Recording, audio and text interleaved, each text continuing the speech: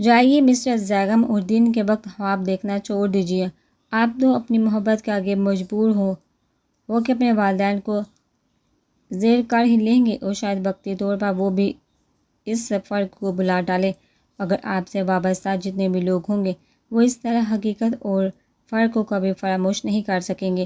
یہ محبت کا نشہ بہت عارضی ہوتا ہے، اور ایک وقت ایسا آئے گا جب آپ از خود اپنے ہی لوگوں میں کھڑے اس محبت پر لعنت اور ملامت بھیج رہے ہوں گے۔ ایسا وقت آنے سے پہلے لوٹ جائیے۔ اس نے ہنسے کڑوے لہجے میں کہہ کر اس نے زیگم خان کے سینے پر ہاتھ رکھ کر پوری قوت سے اسے پیچھے دھکیل کر جانے لگی۔ اور تم بھی یہ بات سن لو زیگم جان، نہ تو خود کسی کا ہوگا اور نہ تمہیں کسی کا ہونے دے گا، اور آخری سانس تک صرف تم سے محبت کرے گا۔ یہ ایک پٹھان کی زبان ہے، اور تم بھی فضول باتیں کر کے میرا دماغ خراب کرنا بند کرو اور کچھ پیار محبت کی باتیں کرو۔ زیگم خان نے جھٹکے سے کھینچ کر اسے خود سے قریب کیا۔ ایک دم علیزے اس کے چوڑے سینے سے آ کر ٹکرائی۔ زیگم خان نے جھک کر آخری بات اس کے کان میں سرگوشی میں کہی۔ اس کی گرم سانسیں علیزے کے کان اور گردن جھلسا رہی تھی۔ وہ ساکت کھڑی اس کو اپنے اتنا نزدیک کھڑا دیکھ رہی تھی، گویا ملازم اس طرف آ جاتا تو کیا ہوتا۔ علیزے کا خوف کے مارے برا حال تھا، مگر زیگم اطمینان سے اپنا کام کر رہا تھا، کیونکہ نوری تو تھی ہی اس کے لیے کام کرتی۔ رہ گیا چوکیدار، تو وہ بھی شیر خان کا ہی رشتہ دار تھا، جس پر زیگم کے احسانات تھے، جو اس کے حکم پر کچھ بھی کر سکتا تھا۔ زیگم نے ایک ہاتھ سے اس کو اپنے حصار میں لیا اور دوسرے سے اپنی پاگڑ سے ایک رنگ نکالی اور علیزے کا نازک ہاتھ اپنے ہاتھوں میں لے کر رنگ پہنانے لگا۔ علیزے نے اپنا ہاتھ پیچھے کرنا چاہا، جس پر زیگم خان کی گرفت سخت ہوگی، اور ایک سنجیدہ نگاہ زیگم نے علیزے پر ڈالی تو وہ سہم گئی۔ زیگم نے رنگ علیزے کی انگلی میں پہنا دی۔ یہ رنگ تمہاری انگلی سے اترنی نہیں چاہیے۔ رات کو آؤں گا ملنے، اوکے بیبی۔ اس کا گال تھپ تھپا کر اسے دور ہوا۔ آرام سے میری شیرنی، سمجھنا نہیں ہے تو تھوڑا رو بھی ہی صحیح، اس نے دل میں مسکراتے ہوئے سوچا۔ چلو اب مجھے باہر تک چھوڑ کر آؤ، ورنہ تمہاری ہٹلر نانی نے دیکھ لیا تو بغیر نکاح کے میرے ساتھ روانہ کر دیں گے۔ وہ علیزے کا ہاتھ پکڑ کر باہر کی طرف جانے لگا، جیسے کسی چھوٹے بچے کو لے کر جاتے ہیں کہ وہ کہیں کھو نہ جائے۔ چلو مرو باہر۔ اس کا ہاتھ جھٹک کر باہر کی طرف دھکا دینے لگی۔ نہ جانے کیوں وہ اس کمینے خان کے سامنے خوف زدہ ہو جاتی تھی، جس کا وہ فل فائدہ اٹھاتا ہے۔ ابھی تھوڑی دیر پہلے کیسے اسے بے بس کر کے رنگ پہنائی، اور اب ایسا ہو گیا جیسے کچھ ہوا ہی نہیں۔ آرام سے یار جا رہا ہوں۔ زیگم کو اس کی حرکت اور سرخ چہرہ دیکھ کر ہنسی آ رہی تھی۔ پورے ایک ہفتے بعد وہ کھل کر ہنسا تھا۔ کتنا سرور ہوتا ہے محبوب دیدار میں۔ زیگم خان کو اپنے سینے سے ٹھنڈ سی محسوس ہوئی۔ مسکراتے ہوئے اس کے ساتھ باہر کی طرف جا رہا تھا۔ اچھا ایک اور بات، اس نے رک کر کچھ کہنا چاہا تو علیزے نے اسے باہر نکال کر دار سے دروازہ بند کیا تھا، اور پھر اپنے پیچھے ڈور بیل بجنے کے باوجود وہ بڑی بے حسی اور صفائی کے ساتھ بحری بنی پودوں کو پانی دیتی رہی۔ کافی دیر بعد جا کر جب بیل ہونی بند ہوئی، تب اس نے پائپ ایک طرف پھینک کر ہاتھ دھوئے، نل بند کیا اور اندر کی طرف بڑھ گئی۔ بی بی چائے، نوری چائے لیے حاضر تھی۔ شکریہ نوری۔ وہ کپ لیتی اپنے کمرے میں چلی آئی۔ اس کے اعصاب جیسے شدید ٹوٹ پھوٹ کا شکار ہو رہے تھے، اندر ایک آگ سی جل رہی تھی۔ لگتا تھا کہ آنکھوں کے رستے آنسو کی صورت بہہ جانا چاہتا ہے۔ کون تھا وہ مووا جس سے گیٹ پر کھڑی تم باتیں کر رہی تھی؟ نصرت بیگم کے الفاظ پر اس نے چونک کر سر اٹھایا تھا۔ جو بھی ہو، آپ کو اس سے مطلب؟ ان کے شک کے انداز اور آنکھوں سے جھلکتے حقارت پر اسے سخت تاؤ آیا، اسی لیے بہت سار بولی۔ بی بی یہ شریفوں کا گھر ہے، ابھی سے اپنی ماں کے نقش قدم پر چلنے لگی۔ تمہاری پرورش میری پاک باز نیک سی بیٹی نے کی ہے۔ ان کے الفاظ جیسے زہر میں بجھے تیر تھے، جو ایک ایک کر کے اس کے دل میں اترتے چلے گئے۔ اور اس ہی بیٹی کی والدہ ہونے کی بنا پر میں آپ کی بے حد عزت کرتی ہوں۔ رہ گئی ماں کے نقش قدم پر چلنے والی بات، تو آپ کو اس فکر میں پریشان ہونے کی قطعی ضرورت نہیں ہے۔ فکر کیوں نہ ہو، آخر تم جس گھر میں رہتی ہو وہاں میری 2 جوان نواسیاں رہتی ہیں، ان کے مستقبل کا سوال ہے۔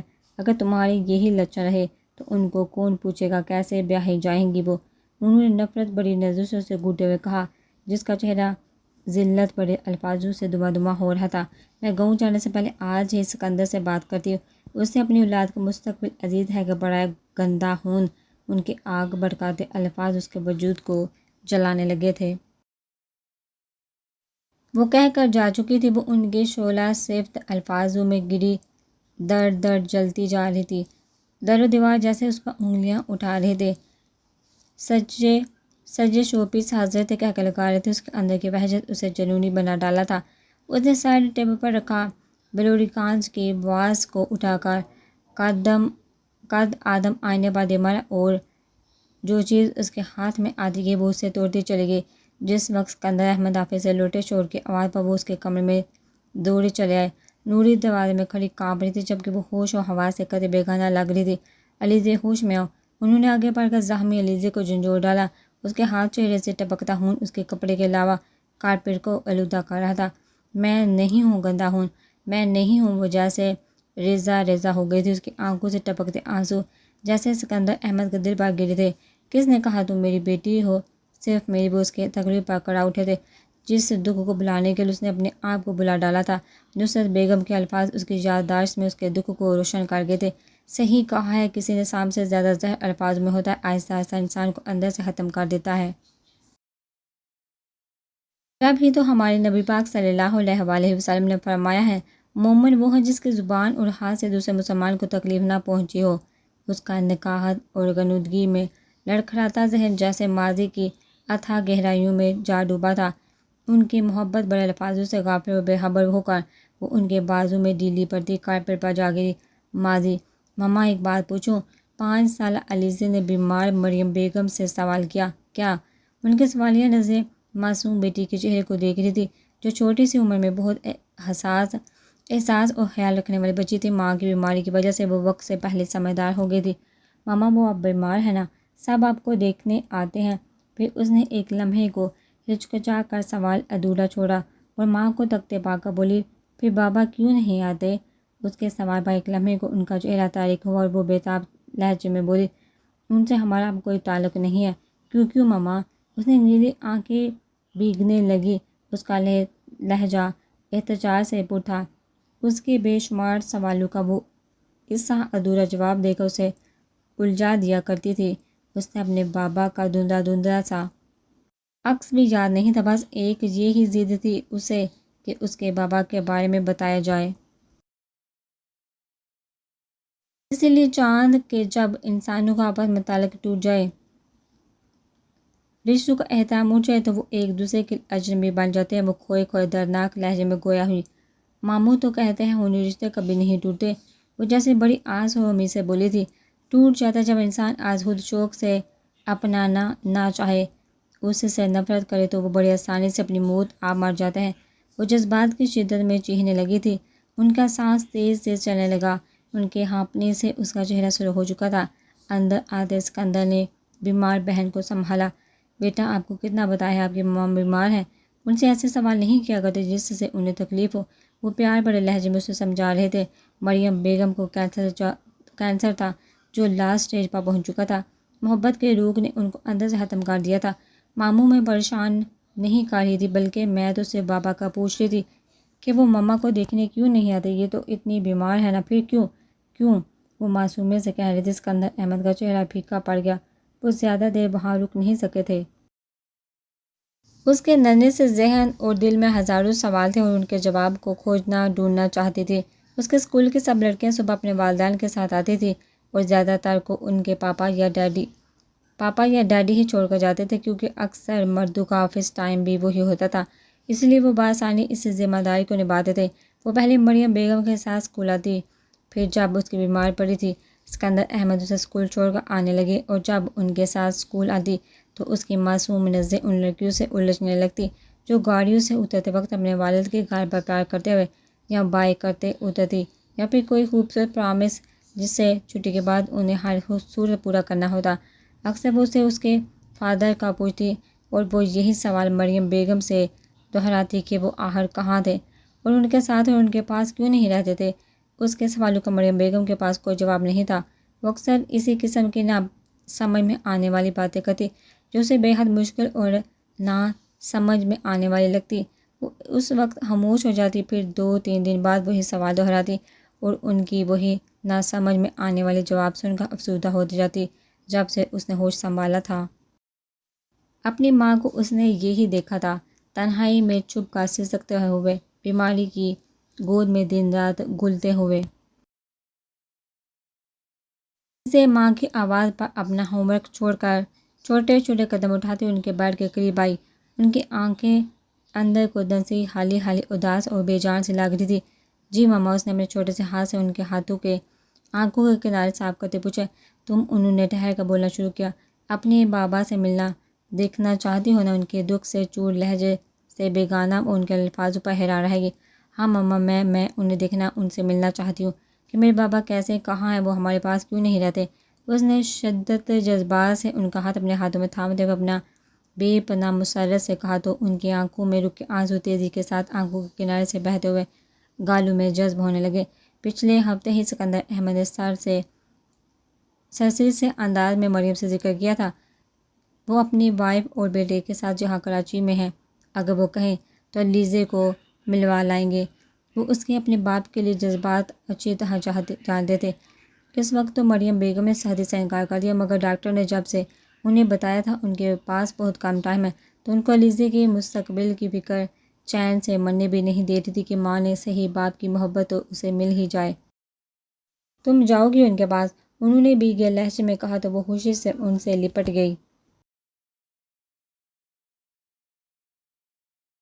ماما، میں ان سے مل کر بتانا چاہتی ہوں میں ان کو کتنا مس کرتی ہوں، اور اگر وہ ہمارے ساتھ ہوتے تو ہمیں ماموں کے ساتھ کیوں رہنا پڑتا، ہمارا اپنا خوبصورت سا گھر ہوتا۔ بابا روز مجھے اسکول چھوڑ کر آتے اور ویکینڈ پر جب ان کے ساتھ خوب انجوائے کرتے۔ جب وہ یہاں آ جائیں گے تو پھر اپنے گھر چلیں گے اور ایک ساتھ رہیں گے، ہے نا؟ وہ اسے امید سے ان کی طرف دیکھ کر ہاں کی منتظر تھی۔ میں بھائی کو کہہ دوں گی، وہ تمہیں چھوڑ آئیں گے۔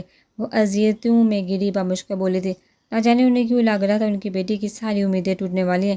جس شخص کو اتنے سال بیٹی کا خیال نہیں آیا، اب نہ جانے سامنے دیکھا اس کے لیے محبت اور شفقت جاگ جائے۔ صرف میں، آپ نہیں جائیں گے؟ اس نے بے یقینی اور تحیر سے ان کی طرف دیکھا جن کا چہرہ دکھوں کا گڑھ بنا ہوا تھا۔ پہلے تم مل کر آنا، پھر میں۔ وہ کہتے کہتے خاموش ہو گئی، دعا سے ٹوٹ کر ان کی آنکھوں سے بہہ نکلے، جیسے سے اتنی محبت کی سب کچھ اس ایک شخص کے لیے چھوڑ دیا۔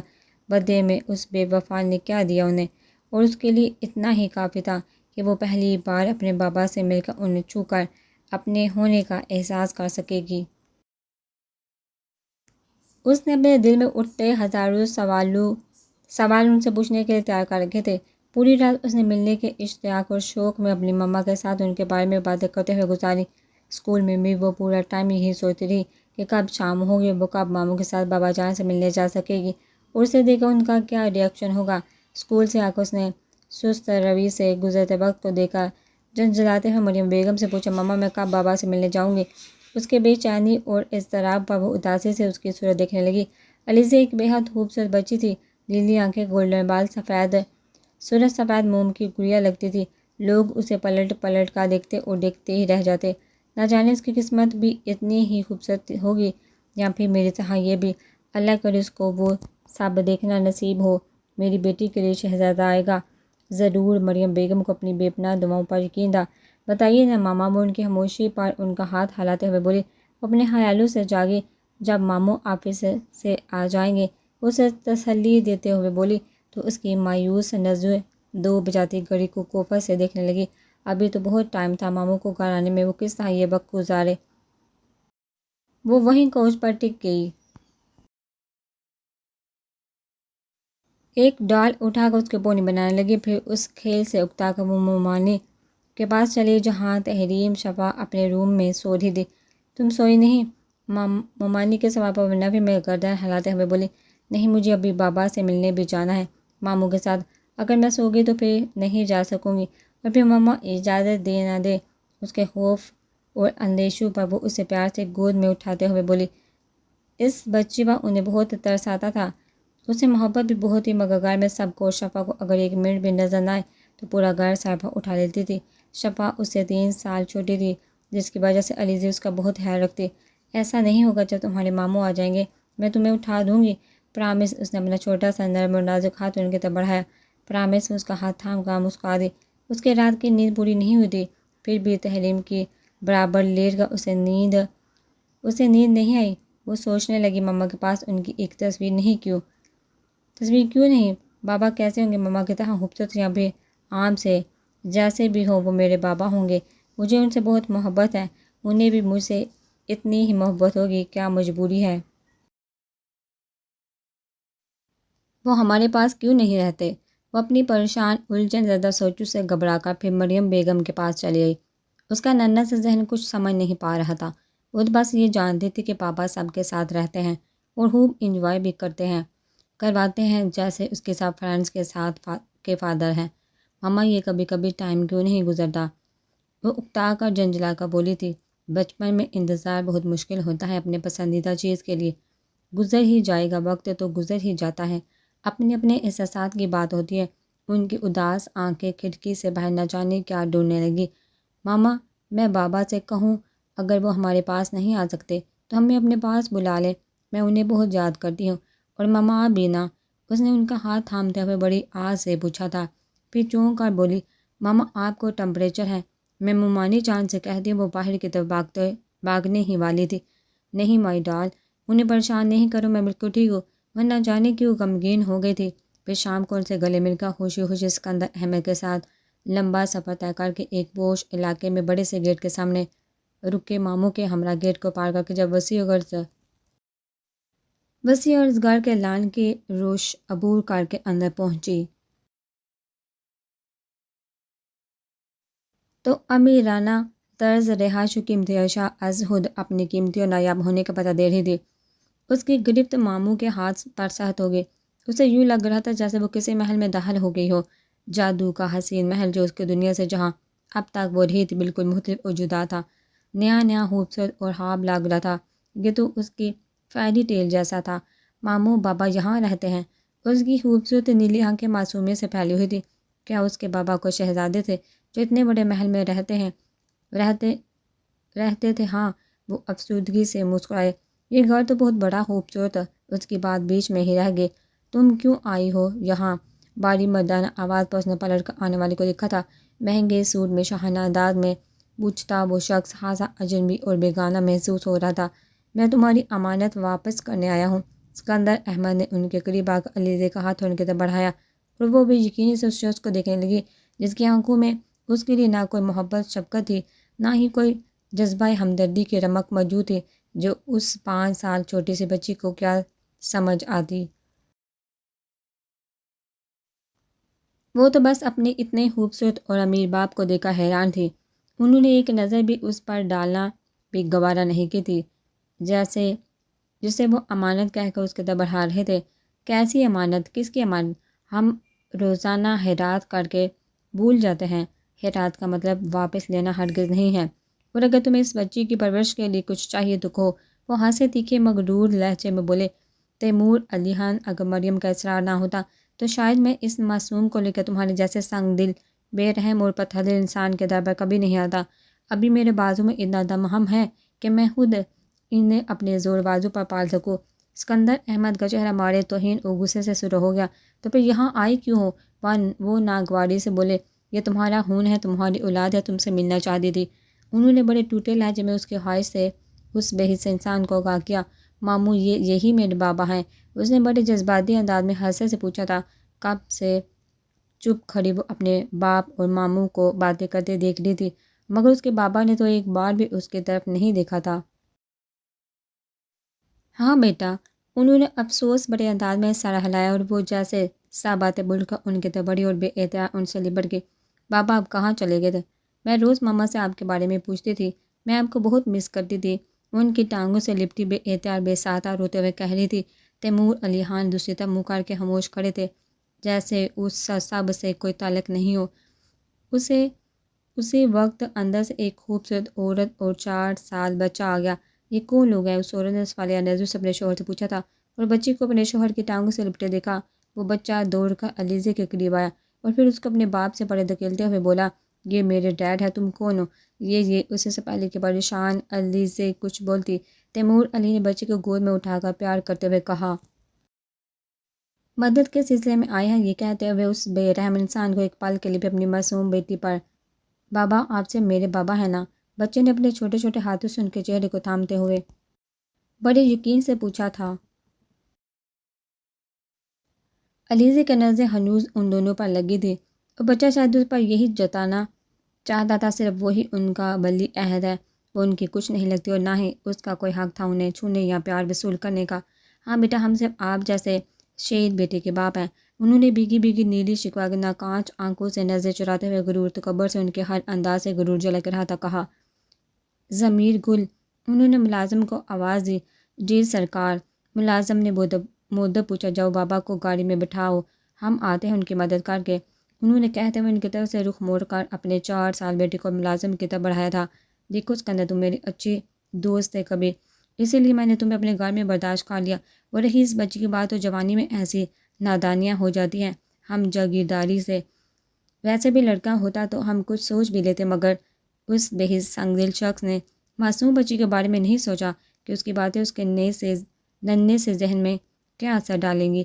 تیمور علی خان، خدا کے قہر سے ڈرو، جس غرور سے تم نے یہ ساری باتیں کی ہیں، اللہ سب کا تم سے حساب لے گا۔ تم ایک دن اسی بچی کے لیے ترسو گے جس کو آج تم نے دھتکارا ہے۔ سکندر احمد نے مایوس ہو کر اس کا ہاتھ پکڑ کر باہر دروازے کی سمت رخ کیا۔ اس نے مڑ کر اس بے حس اور پتھر دل بظاہر بڑی آن بان شان والے باپ کی طرف دیکھا، اور اس کی آنکھوں کے آگے آنسو کی وجہ سے دھند پھیل رہی تھی۔ گھر آ کر وہ مریم بیگم سے لپٹ کر ہچکیوں سے رو دی۔ آپ ٹھیک کہتی تھی ماما، انسانوں کا آپس میں تعلق ٹوٹ جائے تو وہ ایک دوسرے کے لیے اجنبی بن جاتے ہیں۔ بابا تو ہمیں ملے ہی نہیں، وہ تو مر گئے ماما، وہ تو مر گئے۔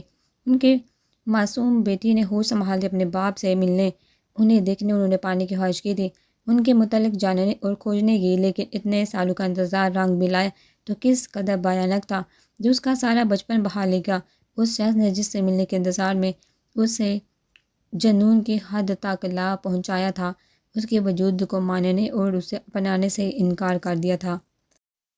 وہ کیسے بے قراری سے ان سے لپٹی رو رہی تھی، اور مریم بیگم جنہوں نے اس شخص کے پیچھے اپنی زندگی برباد کر ڈالی تھی اور ان کی بے وفائی کو روک بنا کر سینے سے لگا لیا تھا، بیٹی کا دکھ برداشت نہیں کر سکی۔